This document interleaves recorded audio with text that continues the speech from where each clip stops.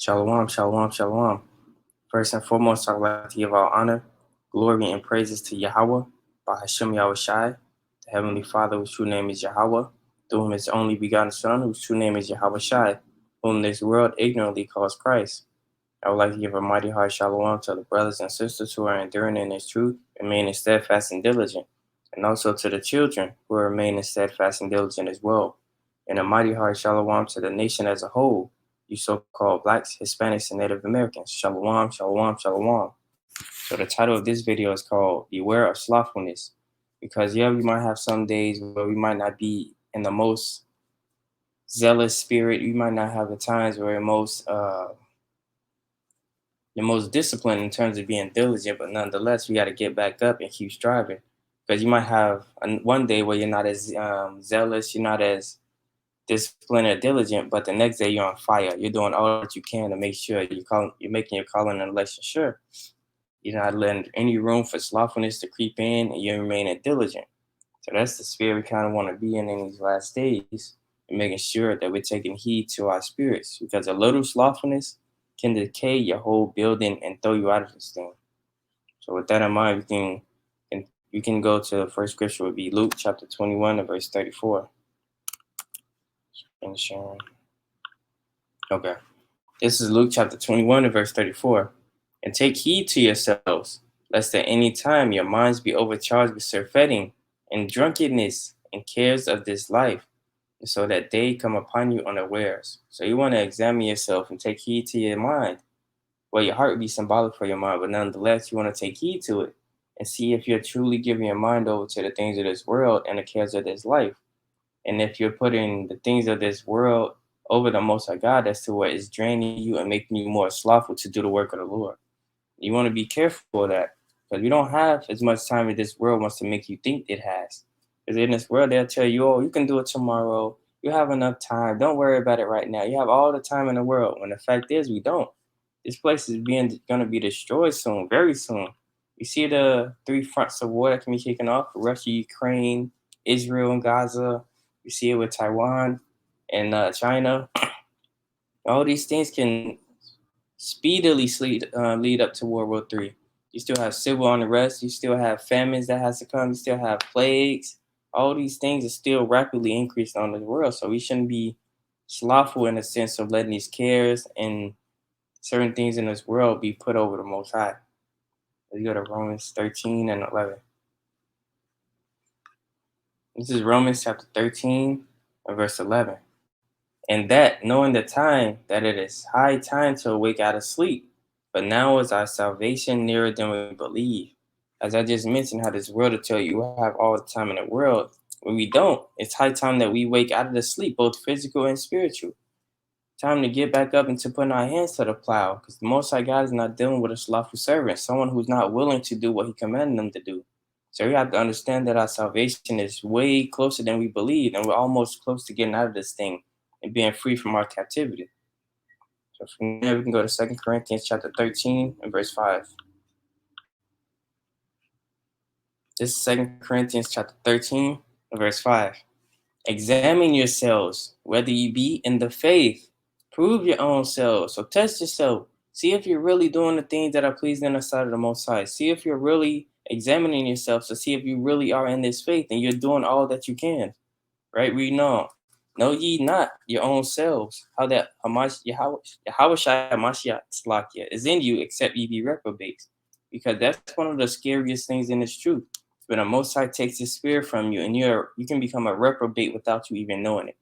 We have plenty of examples the Most High God has shown us of other individuals who might have been in this truth for a time, but slowly fell away, and now they are reprobate back in the world. And that's a terrifying thing to see. And that should be a warning to whoever may see this video, even to myself, that we should not be slothful in this truth. Let's go to Job chapter 12 and verse 7. Because animals, everything can teach you something. When you examine nature, even individuals in this world, everything can teach you something if you're willing to learn from it. So this is Job chapter 12 and verse 7. But ask now the beasts, and they shall teach thee, and the fowls of the air, and they shall tell thee. So you can examine a lot from how the animals conduct themselves, from the beasts, from lions, giraffes, hippos, elephants, even from ants, even from like certain bugs, caterpillars. You can have worms. All these examples: birds, eagles, fowls. Like what's another example? Crows, vultures, and so on and so forth. All these things can teach you something, and you can learn from them. And so one of the things I wanted to bring out was dealing with the ant, as I just mentioned. Now the ants can even teach you something, right? And this is Proverbs chapter 6, and I'll start at verse 6. Go to the ant, thou sluggard, consider her ways and be wise. Because you might have been a little slothful in this truth. You might have need that little extra push to keep you going in this thing. So one of the ways is to examine the ant. Right? Consider her ways and be wise. Learn from the ways of the ant. Learn how they conduct themselves and see what they do. So let's read on. Verse 7, which having no guide, overseer, or ruler. Now we know that the ant has a queen and everything, but no one's watching over the ant 24/7 to see what they're doing. No one's directing the ant once they leave their colony or nest. The ant is pretty much going out and being diligent on its own. Read on, providing her meat in the summer and gathereth her food in the harvest. So you seen plenty. I'm pretty sure every brother and sister has seen it. How much an ant works. We see ants moving constantly, day in and day out. Even if they might die, another ant comes behind them and continues to go in and day out to find food, to try to build up their nest, the colony. And they're always working. They're always doing something to stay occupied. And so they take the step of providing food in the summer and gathering in the harvest, making sure they're doing all the things they need to before, winter comes, for example. How you have to prepare. So we should examine that and see how we should conduct ourselves to always try to be in the spirit, to always read, pray, fast, study, and do what we can to exalt the Most High through us and to make sure we're diligent. To read on. How long wilt thou sleep, O sluggard? When wilt thou arise out of thy sleep? Because once again, you don't want to be over righteous and just work yourself to death and just overdo what's needed for your spirit. But at the same time, you don't want to be too slothful as to where you're not doing anything at all. You're not doing the work of the Lord and you're making excuses. So more or less, you want to have that just balance, as it tells you in Proverbs 11:1, which you'll grab. But nonetheless, you want to examine yourself. Like, be honest. Let's not lie to ourselves and try to sugarcoat things. If you're being a sluggard, say, okay, I'm being a sluggard. I got to do better. Let me go over the scriptures on not being slothful. Let me go over these things and really check my spirit to get myself right. You don't have time as much as you want to think in these last days. So how much more should you be making that earnest decision to make you call and sure, to make it seem like you really want this thing? All right, so when without arise out of that sleep, when are you gonna get up out of that sleep, both spiritual and physical? When are you gonna put off those demons? When are you gonna get up and start doing the work of the Lord sincerely and with all your effort? Verse 10. Yeah, a little sleep, a little slumber, a little folding of the hands to sleep. Verse 11.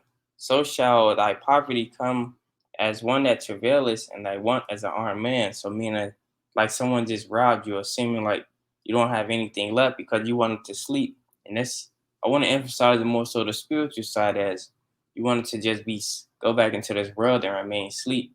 As we know that someone, I'll just grab really quick. Because you don't want to do that. You don't want to let the little folding of the hands cause you to drift away, right?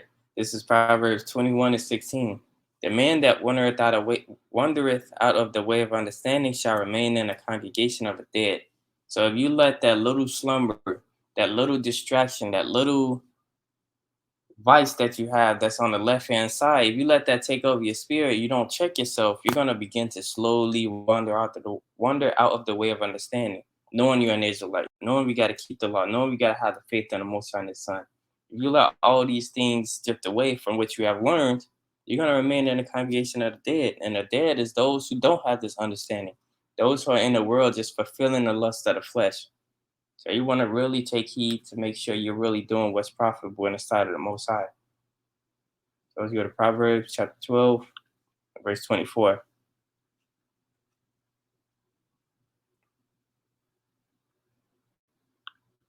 So this is Proverbs chapter 12 and verse 24. The hand of the diligent shall bear rule, but the slothful shall be under tribute. Because if you're diligent, you're going to bear that rule. You're going to see that profit. You're going to see that reward for your labor. But that slothful man, that slothful sister, he or she is going to be under tribute because she didn't take the steps to try to provide for herself, to try to do the things beneficial for herself physically or spiritually. And so now she's going to be in debt. She's going to owe something or somewhat something.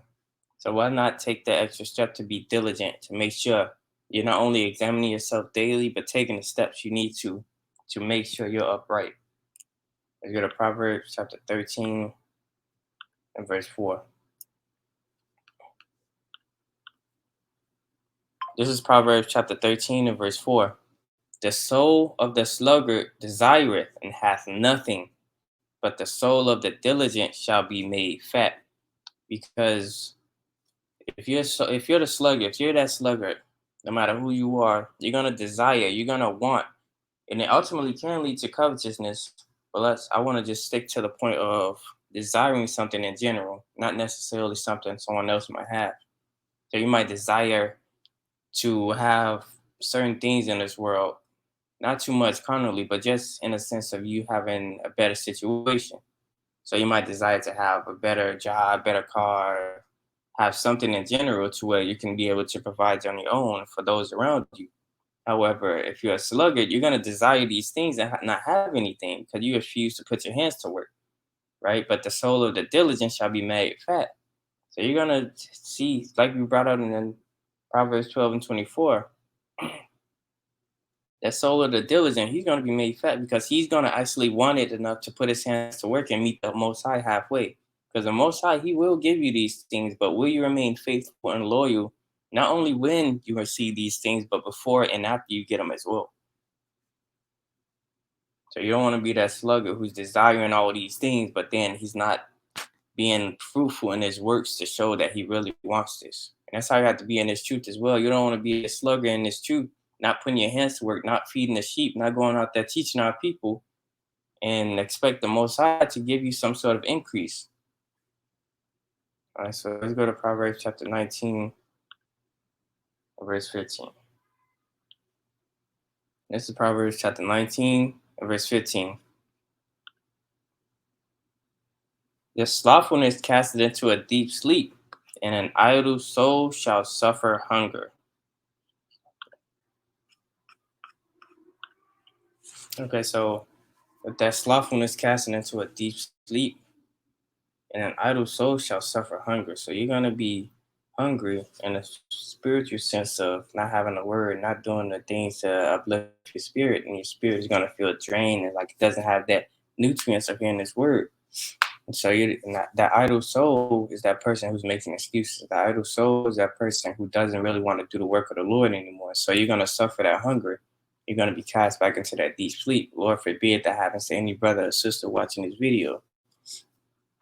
So from there we go to Ecclesiastes 10 and 19.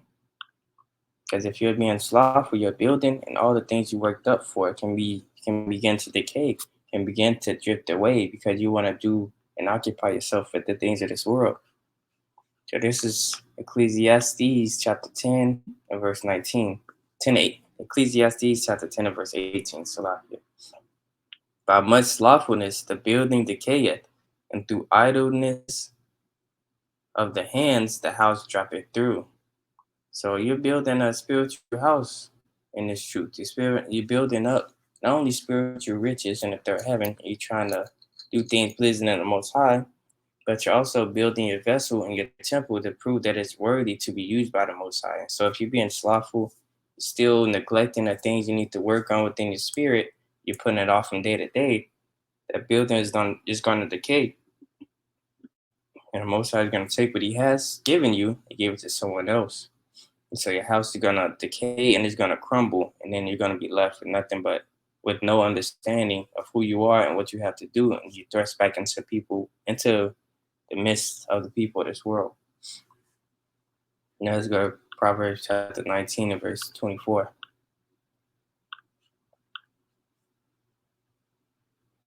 This is Proverbs chapter 19 and verse 24. A slothful man hideth his hand in his bosom, and will not so much as bring it to his mouth again. You might have a slothful brother or sister who might say, this is just an example. For example, let's say a brother might say, oh yeah, I'm gonna do it this day, I'm gonna do this, I'm gonna do that, I'm gonna do five different things. But once he starts getting occupied with some things, it's gonna take away his mind. He's like, yeah, I'll do it later.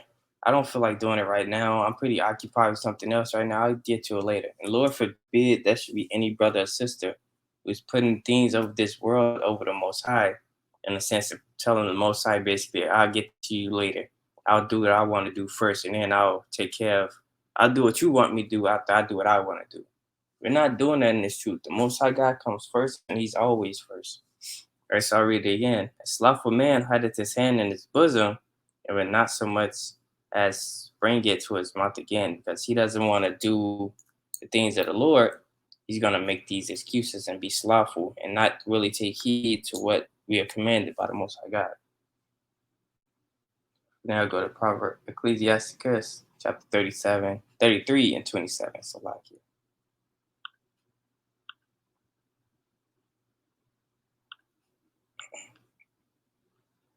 This is Ecclesiasticus, chapter 33, and verse 27.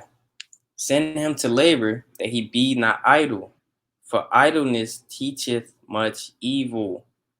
So you got to be occupied in something. You can go into the Hebrew, you can go into different languages, you go into history, archaeology, you can go into this word, go into the scriptures, go into various scriptures throughout the books, going through chapters, calling up a brother, doing a quiz with a brother, doing all these various things that the Most High God has provided to allow you to remain occupied and diligent.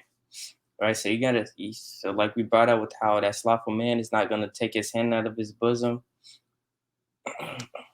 and also how the building is gonna decay if you're slothful. On the other hand, you gotta get sent to labor. You gotta send yourself to labor if that's the case as well. Because if you're idle, it's gonna teach much evil. It's gonna allow Satan to creep in and just start to meddle and mess with your mind. And Lord forbid you should meddle with those thoughts. So, in a way to avoid those things, the Most High God has provided many avenues to keep yourself busy. All right, so you're going to be sent to labor that you be not idle. Let's go to Proverbs 20, verse 4. Lord willing, this may help at least one brother or sister, whoever or whomever may see this video. So this is Proverbs chapter 20 and verse 4. As we just brought out about how you got to send that labor to him to labor, that he be not idle, because the idleness is going to teach Satan, is going to allow Satan to creep in. All right, so Proverbs 20 and 4. The sluggard will not plow by reason of cold, therefore shall he beg and harvest and have nothing. Because you don't want to be that sluggard who's making excuses, as I'm continuously bringing out, because that's something a sluggard would do. Someone who really doesn't want to better their situation or better their lives, physically or spiritually, they're gonna make a lot of reasons as to why they can't do something instead of why they can. Because the Most High God has given us the ability to be able to do pretty much anything we can put our minds to. Now, we do want to do it on the right hand side, of course, but you have Jake and Eve, they'll be so quick not to make a reason why they can't do something on the left hand side. Why not put that same effort 10 times more into the ways of the Most High God? So that sluggard, he's going to not want to do certain things, not trying to do spiritual things to uplift his spirit, because he wants to make these excuses as to why he can't. It's like, oh, I'm tired right now. I can't do it. Oh, my leg hurts. I'll read in a minute. Oh, I have to eat first. Oh, I have to go outside and do this first. And no, the Most High God comes first, and then those things come after. To really show that you love God, to show that you love your Creator and the God that's chosen you and your people out of everyone out of this, out of the earth. Right, so you don't want to be that slothful servant who's not plowing and doing the things that he needs to do in his truth to wake up the people, because you want to make those excuses and do what you want to do. So you're not supposed to love sleep. You're not supposed to love these things. You're going to cast you back into the congregation of dead. This is Proverbs chapter 20, verse 13. Love not sleep, lest thou come to poverty. Open thine eyes, and thou shalt be satisfied with bread. I want to get this quick scripture to tie in with that. because you don't want to come to poverty and lose those riches which you have, which are stored up for you, or when you have been diligent, steadfast, and disciplined. You don't want to go back to sleep and forget the things that you've learned. You want to hold on to those things and keep your eyes open. So let's go to Ecclesiasticus chapter 15 and verse 3. This is Ecclesiasticus chapter 15, verse 3. With the bread of understanding shall she feed him, and give him the water of wisdom to drink. So that bread is going to be understanding. That water is going to be wisdom. All right, so let's go back to Proverbs chapter 20 and verse 4. Or 20 and 13, Salakia. So we have the understanding that the bread would be the understanding, and that water would be wisdom. So if you open your eyes and you continue to remain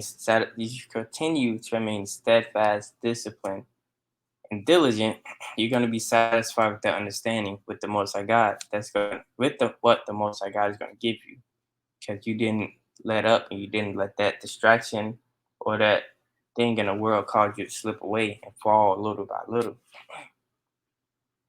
And now I'll go to Proverbs 26 and I'll start at verse 13.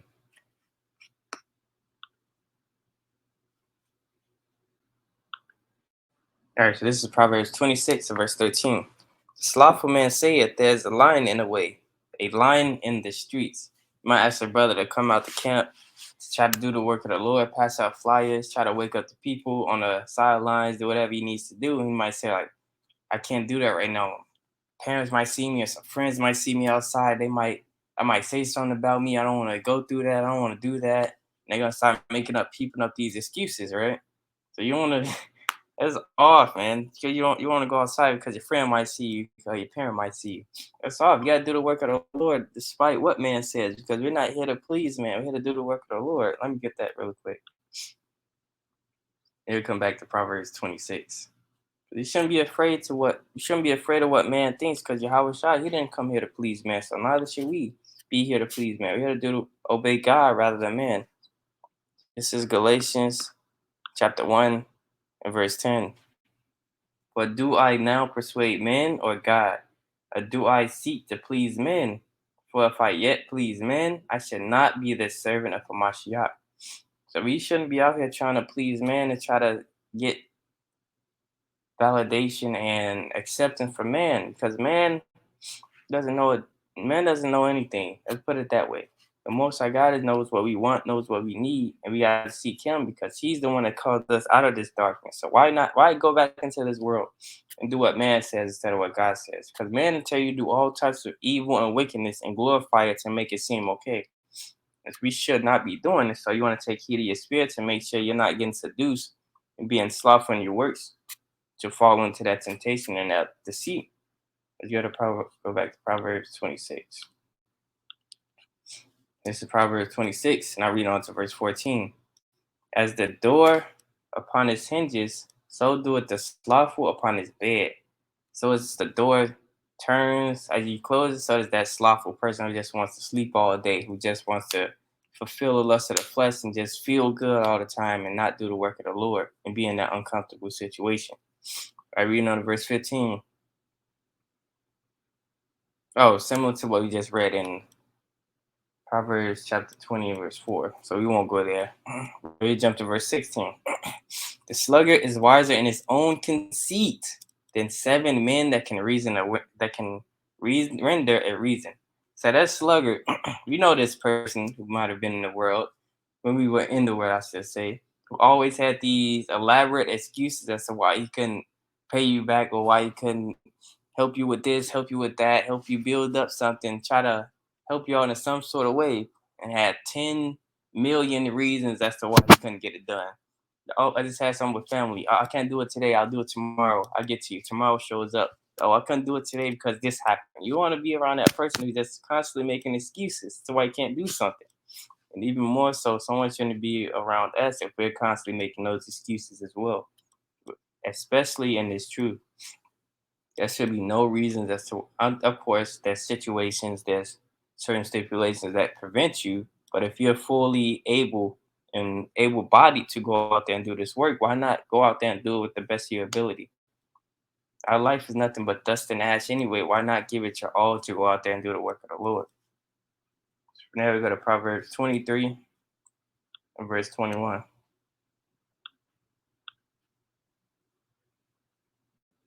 This is Proverbs chapter, I won't go there actually.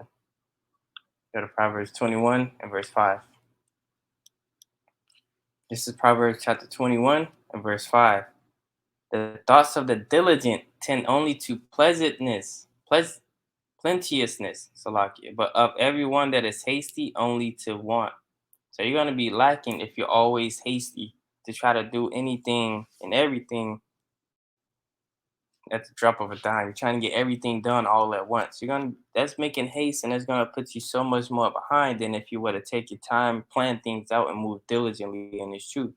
You might try to read 20 chapters, do 50 prayers, do 5-day fast every week. Like, brother, you're gonna burn yourself out.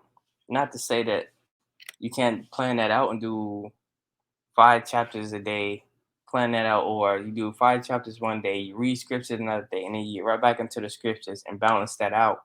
But nonetheless, you don't want to try to build this over righteous spirit as to where you feel like you have to do all of these things all at once. But if you're diligent, you're gonna tend to that plenteousness and know that you have to properly and practically plan these things out. Right. So from there we can go to we can jump down to 25. It's Proverbs 21 and verse 25. The desire of a slothful killeth him, for his hands refuseth to labor. So like, yeah. So as we just read in Proverbs chapter 5, 21 and 5, you can be hasty in the sense of putting haste towards the cares of this life over being diligent in this truth. And so I'll read on. I'll read it over. Proverbs 21 and 25. The desire of a slothful killeth him, for his hands refuse to labor. And as we read out in Proverbs chapter 26, Proverbs chapter 20, Ecclesiastes chapter 37, you don't want to be that slothful person who refuses to labor. And so idleness begins to take over your spirit. And next thing you know, you're getting seduced and deceived by all these thoughts, which you think are the right way to go. But then it's nothing but death on the end of that. Now you go to Proverbs 22:29.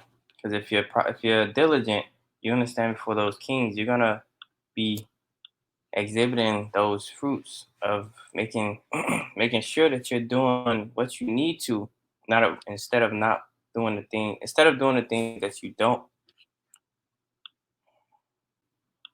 making sure you're doing the things that you need to instead of the things that you want to do. So this is Proverbs 22 and 29. Seest thou a man This is Proverbs 22 and 29. Seest thou a man diligent in his business? He shall stand before kings. He shall not stand before mean men. Because if you're diligent, you're making sure that you're being steadfast in your business and be doing the work of the Lord 10 times more than you have before. You're gonna stand for those kings. You're gonna be shown that you really want this truth. You really want to show that you love the Most High and keep what He commanded us to do. So you're not gonna stand before those men who are slothful, those men who make excuses, those men who just want to fulfill the lust of their flesh. So let's go to Proverbs chapter 22. We're gonna stay in the same chapter, but we're gonna jump up to verse 3. This is Proverbs chapter 22 and verse 3. A prudent man foreseeth the evil and hideth himself, but the simple pass on and are punished. So you want to be prudent in the sense of examining your spirit and seeing what vices or what things in this world might get you to go off. You want to foresee those things and know what things you have to avoid and what things you can't give your spirit over unto and hide yourself. And hiding yourself can be going back into this word, going over various topics, calling a brother, texting a brother, and doing the things that you need to occupy your mind so that idleness and Satan doesn't creep in. But if you're simple, if you're being slothful, if you're not doing the examination, you're gonna pass on. You're gonna think that it's nothing. The whole while, that whole sin and that temptation is gonna swallow you. It's gonna take you whole, and then next thing you know, you're out of this thing because you didn't take prudence. Didn't take diligence to truly examine yourself, and really make sure that you didn't pass on to that sin. I understand that we do fall short. We do have to get back up. As the righteous man falls 7 times, paraphrasing greatly. But the problem comes in once you constantly do it over and over, and you like that self awareness to really check yourself. So I'll read it over. This is Proverbs chapter 22 and verse 3. A prudent man foreseeth the evil and hideth himself, but the simple pass on and are punished. So you want to be prudent, foresee that evil, foresee do examination of how your spirit actually is, and tell yourself, no, I can't do that because it's going to allow this door to open and it can lead me to go off. I don't want to do that. Let me make sure I'm in this word, calling the brother, texting the brother, doing what I need to, and sending myself to labor so that idleness doesn't creep in. Otherwise, I'd be simple and pass on to that sin that's going to cause me to go off and do that which is not pleasing in the eyes of the Most High. Let me go to Ecclesiastes chapter 37 and verse 27. This is Ecclesiastes chapter 37 and verse 27. My son, prove thyself. Stop, I read it over. This is Ecclesiastes chapter 37 and verse 27. My son, prove thy soul in thy life, and see what is evil for it, and give not that unto it. Because you know what you deal with. You know what you can't give your spirit over unto. And that goes with what we brought out earlier in 2 Corinthians 13 and 5. Examining yourself to see if you're in the faith. Prove yourself. See what you can't give yourself over unto. And in this topic, it'll be slothfulness. If you know you go too long without reading, praying, or fasting, you got to get right back into it. Because you know that if you start to do those things, slothfulness is going to creep in. And next thing you know, you always want to sleep. You always just want to do something else other than read the word and apply yourself to this word. So you want to prove yourself, see what's evil for it, and not to give yourself over into it. All right, so let's go to Ecclesiastes chapter 7 and verse 15.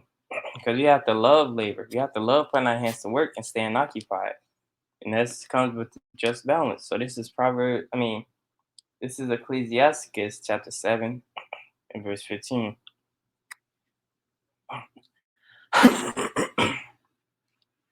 This is Ecclesiastes chapter 7 and verse 15. Hate not laborious work, neither husbandry, which the Most High hath ordained. Because the Most High God set this up always before in the time of Genesis. So we're not supposed to hate this work, neither husbandry. You're supposed to love doing the work of the Lord. You're supposed to love seeing our people really wake up and understand who they are and want to have that zeal for the Most High. Because our people do have a zeal, but it's not according to knowledge.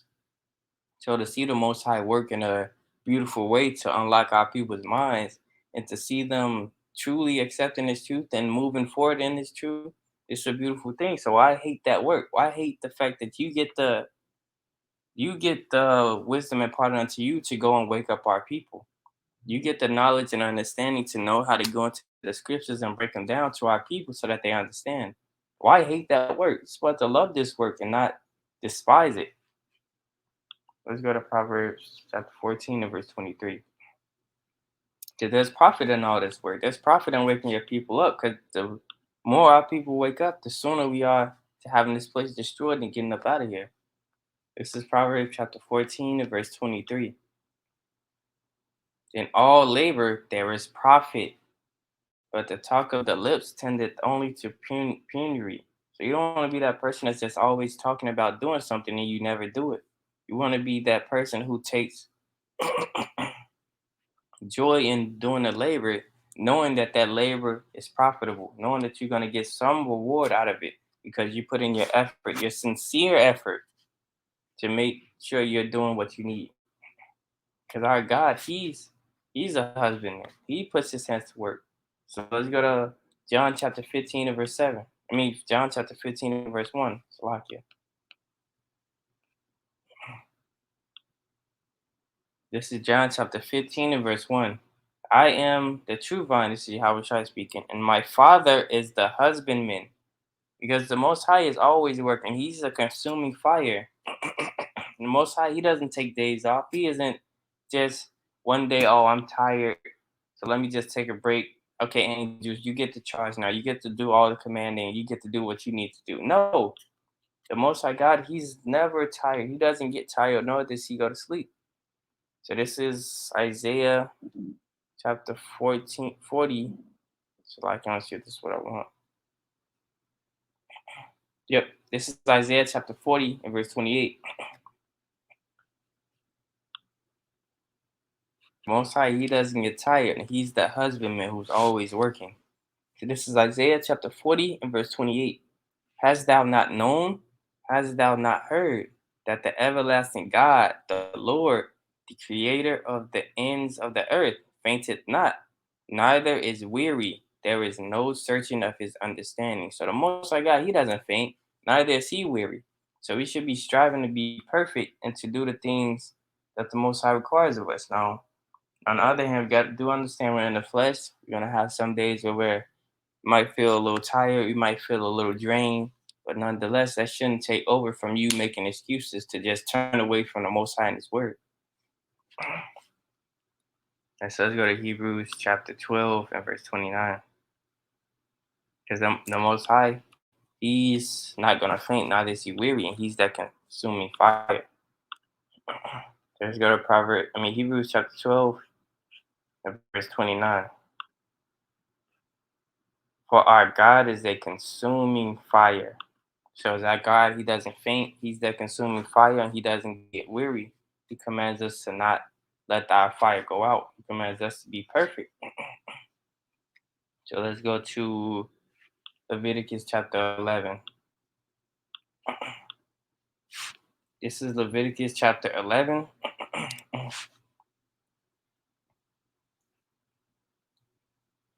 Do I want to go there? Let's see.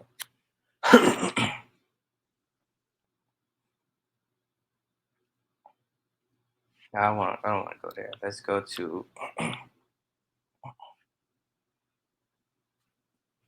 We just continue to move on. Actually, let's go to Leviticus 6. Salakia. Let's go to Leviticus 6 and verse 13. This is Leviticus 6 and 13. The fire shall ever be burning upon the altar, it shall never go out. Now, this is during the time of the burnt altar, the sacrifices, and the things that we had to do concerning giving grain offerings and giving certain sacrifices. But you can look at this spiritually as to where your fire is your spirit, and that candle can be blown up by the Most High if you're not doing what you need to, right? And so you want to let that fire that's within you continue to burn. You want to let that fire not be put out. You want to be addicted to this word.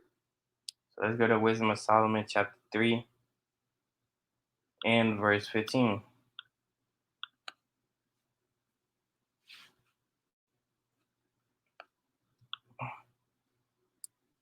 This is Wisdom of Solomon, chapter 3 and verse 15. For glorious is the fruit of good labors, and the root of wisdom shall never fall away. Right? So you want to make sure, you want to understand as well that but glorious is the fruit of good labors. Because as we read in Proverbs 14 and 23, there's Salakia.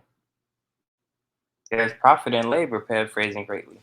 So also with that profit, you know that there's fruit of good labors, because you're going to be known by your works, as it talks about in Matthew chapter 7. So why not have that? Why not have it as to where the Most High looks down upon you and understands that you are truly doing the good works, bring forth the good fruit, and planting these seeds in our brothers and sisters' minds so that they may bring forth good works and good fruit as well. Let's go to Ecclesiastes chapter 40 and verse 18.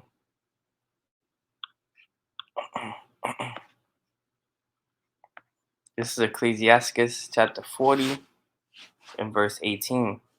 To labor and to be content with that a man hath is a sweet life, but he that findeth treasure is above them both. So you want to be able to labor and be content with the things that you have already, and not be slothful, not desire it, and not have anything because you wanted to just turn upon your bed, turn upon watching games all day, watching TV, eating all day, and doing all these things that don't profit you spiritually. But you want to understand that there's glorious fruit in your labor and that it profits you, right?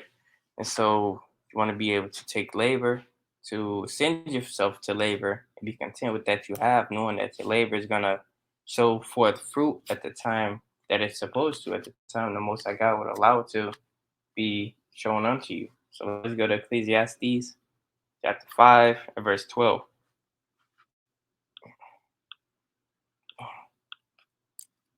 This is Ecclesiastes chapter 5 and verse 12. The sleep of a laboring man is sweet, whether he eat little or much, but the abundance of the rich will not suffer him to sleep. And I wanted to touch on this first part where the sleep of a laboring man is sweet. Because yeah, we're gonna need sleep because we're in this flesh, we need to give our bodies rest. However, you don't want to be that slothful person who just sleeping all day and not having that just balance of putting yourself to work. So if you're that laboring man, that sleep is gonna be sweet to you, whether you have little or much. But nonetheless, this wanted to touch on a point of being laborers, knowing that labor is something that we should take joy in, knowing that it's something the Most High ordained for us to do. And the Most High doesn't take joy in those who don't want to do the work. This is First Thessalonians chapter 4 and verse 11. This First Thessalonians 4 and 11. And that ye study to be quiet and to do your own business and to work with your own hands. So you want to be able to put forth your works in your hands. You want to put forth your works with your hands to make sure you study and to be quiet and to do your own business. Now, yes, you do want to study and prove all things. You do want to study to show yourself approved. Study to show yourself approved, to show that you're actually taking the necessary steps to be able and willing to go out there and teach our people. However, you're supposed to work with your own hands as well. Let's go to Matthew, the classic example I always like to go to in the case of the slothful servant. If you don't want to be slothful, examine, examine, examine, as I've done in one of my previous videos. We want to examine ourselves and really charge ourselves to see what we're doing wrong and what we're doing right. To see, okay, what can we continue to do right and what can we improve upon that we're doing wrong and that we're not doing to the best of our ability. So let's go to Matthew chapter 25. I'm gonna start at verse 14. Like, yeah. So for time's sake, I'll just jump to verse 24 of Matthew chapter 25. Because when you read this account, starting at verse 14 through 30, it's going into the men who received talents. The man who received 5 talents, the man who received 2 talents, and the man who received 1 talent. Because the Most High gives us all spiritual gifts. But are you going to be prudent enough to exercise those gifts which the Most High God has given you to bring forth more gifts and bring forth more fruit? But nonetheless, I'll get straight to the point. This is Matthew chapter 25 and verse 24. Then he which hath received the 1 talent came and said, Lord, I knew thee that thou art an hard man, reaping where thou hast not sown, and gathering where thou hast not strawed. And I was afraid and went and hid thy talent in the earth. Lo, there thou hast that is thine. Reading on verse 26. His Lord answered and said unto him, Thou wicked and slothful servant, thou knewest that I reap where I sowed not, and gather where I have not strawed. Thou oughtest therefore to have put my money with to the exchangers, and then in my coming I should have received my own with usury. Take therefore the talent from him and give it unto him which had 10 talents. So you want to read this account and put yourself in this situation, whether you've been slothful or not. Lord willing that if you have not been slothful, this can charge you to do more and not want to be this type of example is to where you hid the Lord's money, you hid the wisdom, knowledge, and understanding from your brothers and sisters. You didn't warn them or tell them. So when the day of the Lord comes, even before that, you got to have your wisdom, your understanding taken from you and given to someone else as to where that other person can increase and bring forth more fruit. And it's also charge brothers who may have been in that spirit to also examine themselves and allow that fear to dwell in you to want to do more, to get out of that slothful spirit, to whomever this may apply to. And Lord willing, it's all through the spirit of edification. So from there, we go to Ecclesiasticus chapter 10, and I'll jump to verse 27.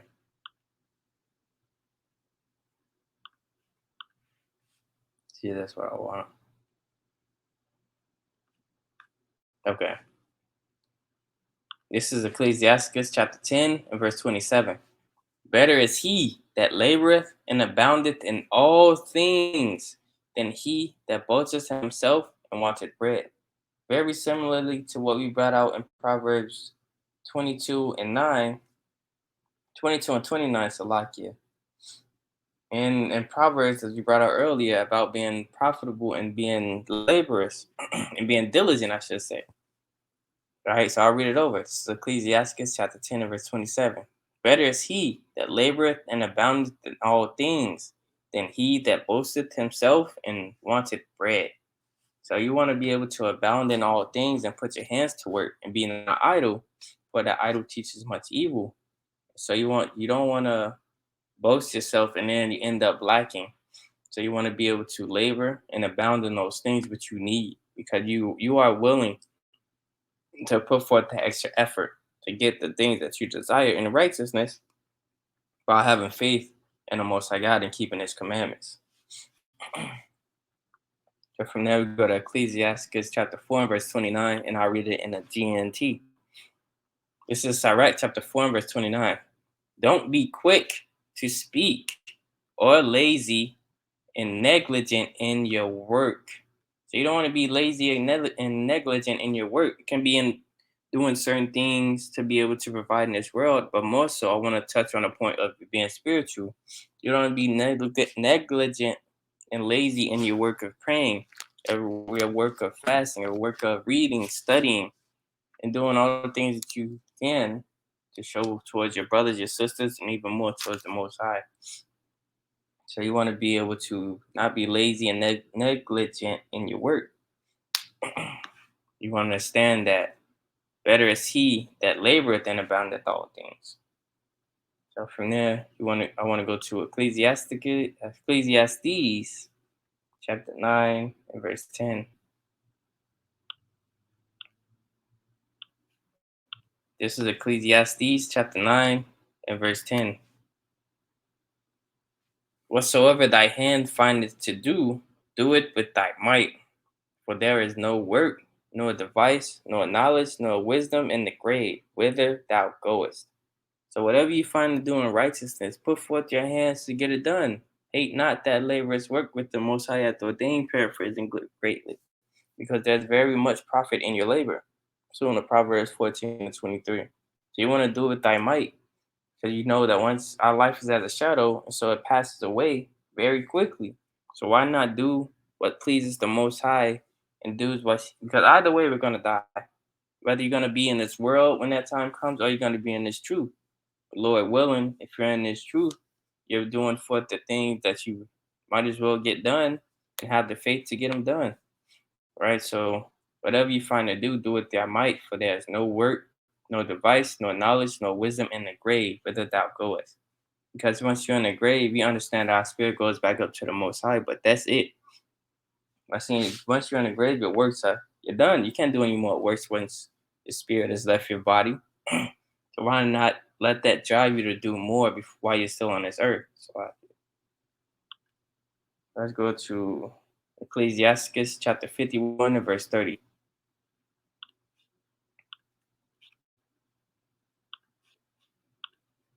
This is Ecclesiasticus chapter 51 and verse 30. Work your work betimes, and in his time he will give you your reward. So if you're making diligence, you're making haste to get the things the most like God requires of you done, and you're working your work at times, then you're gonna receive that reward. And the Most High is not unrighteous to forget your labor of love that you have showed towards His name. Paraphrasing greatly. So let's go to Galatians 6 and 9. And we'll begin to close out. This is the Galatians chapter 6 and verse 9. And let us not be weary in well doing, for in due season we shall reap if we faint not. So you don't want to be weary, you don't want to be slothful in your well doing, because you want something to be given, you want that reward to come at the time you want it to happen instead of the time the Most High God has it set to be delivered unto you. So you should have that virtue of patience as well, as to understand that, okay, let me continue to put forth my works. Let me continue to do what I need to and have the faith. So when the Most High God decides He wants to help me and allow me to receive certain things, it's going to happen. And I have to have faith and believe that. For in due season, we shall reap if we faint not. So if you don't give up and you continue to put forth your labor and the faith that you have in the Most High and the Son, you will receive that reward in due season. Let's go to Jeremiah 31 and 16.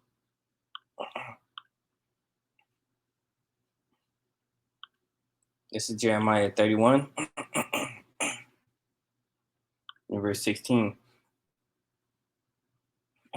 Thus saith the Lord, refrain thy voice from weeping and thine eyes from tears, for thy work shall be rewarded, saith the Lord, and they shall come again from the land of the enemy. So your work will be rewarded. So don't go around being weepy, teary eyed. Now we do understand we have our situations and everything, but once those things come upon you, turn to these scriptures, turn to the word of the Most High for that comfort. Turn to a brother or sister who's going to bear your infirmities. And allow them to, through the Spirit of the Most High, comfort you through the word and exhort you. And understand that your work is going to be rewarded if you faint not. So let's go to Second Chronicles 15 and 7. Second Chronicles 15 and verse 7. Be ye strong therefore, and let not your hands be weak, for your work shall be rewarded. Now, do you believe that, brother that's watching? Do you believe that, sister that's watching? That if you continue to work, you continue to labor, if you continue to have the faith, and you faint not, do you believe that your work shall be rewarded? And do you believe that you shouldn't let your hands be weak? These are questions I charge brothers to examine themselves with and really ask themselves. And this applies to me 10 times more. Like, do I believe that my work should be rewarded if I continue being steadfast and diligent, if it be the will of the Lord? So, Lord willing, brothers and sisters can really ask themselves these questions. So let's go to Hebrews chapter 6, verse 10. This is something I paraphrased not too long ago, but I still want to just grab it to read it out to you, brothers and sisters. This is Hebrews chapter 6 and verse 10. For God is not unrighteous to forget your work and labor of love, which you have showed towards his name, in that ye have ministered to the saints and do minister.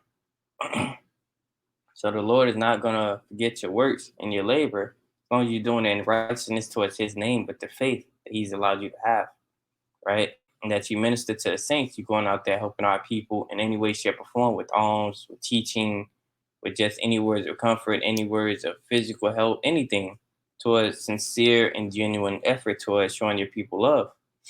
So you have to understand the Most High God sees that. His eyes are 10,000 times brighter than the sun, and he sees both the good and evil. You have to understand and have faith that, Lord willing, he may look down upon you and see your labor of love that you're showing towards him. So let's go to Second Ezra chapter 12 and verse 46, and I'll grab one more. We'll close out from there. This is Second Ezra chapter 12, and I'll start at verse 46. For the highest hath you in remembrance, and the mighty hath not forgotten you in temptation. So don't let that one time you were slothful beat you down and just condemn you so much as to where you feel like you can't be on fire and you can't have this zeal again. That's not true. As long as you remaining diligent when you were slothful, as long as you were doing something to remain in the spirit, despite that slothfulness, Lord willing, the Most High God still may give you that increase the next day later, the same day rather. But are you going to be faithful and understand that you got to get back up and remain diligent? This is Second Ezra 12 and 47. For the highest hath you in remembrance, and the mighty hath not forgotten you in temptation.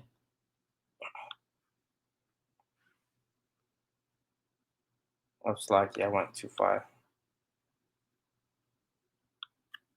I'll jump back to 46, Slocky. Be of good comfort, O Israel, and be not heavy, thou house of Jacob. So don't let that beat you down. Don't let that give your mind over to all these just spirits of depression and sadness because you were slothful at one time. Get back up and understand that, okay, it happened. Let me examine myself to make sure I don't, let me examine myself to make sure I'm in the faith and seeing what I can't give myself over to now. Let me make sure I'm prudent and seeing what's evil for my spirit and staying away from it at all costs because I don't want to be slothful in the eyes of the Most High. I want to be diligent to make my calling and election sure and to prove I have the faith in the Most High.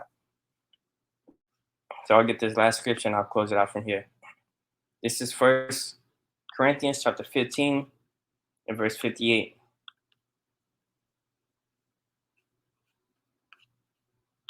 This is First Corinthians chapter 15 and verse 58. Therefore, my beloved brethren, be ye steadfast, unmovable, always abounding in the work of the Lord, for as much as you know that your labor is not in vain. You brother that's watching, you sister that's watching, or whoever may be watching who's within the Blacks, Hispanics, and Native Americans, know that your work is not in vain. Know that if you abound in your work and you have the faith to show that you're willing to abound in the work, the Most High God will reward you at the time He sees fit, and He knows what's convenient for you. So, Lord willing, you remain steadfast and diligent, whomever may be watching, and write these scriptures down and to go over them as I charge you, brothers and sisters. But with that, I would like to give all honor, glory, and praises to Yahweh, Bahashem Yahweh Shai, and Lord willing, this may help at least one brother or sister. Lord willing, I've done my best to edify to the best of my ability. But with that, I would like to give a mighty high shalom to you so-called Blacks, Hispanics, and Native Americans who are the true Israelites. And I would like to say shalom.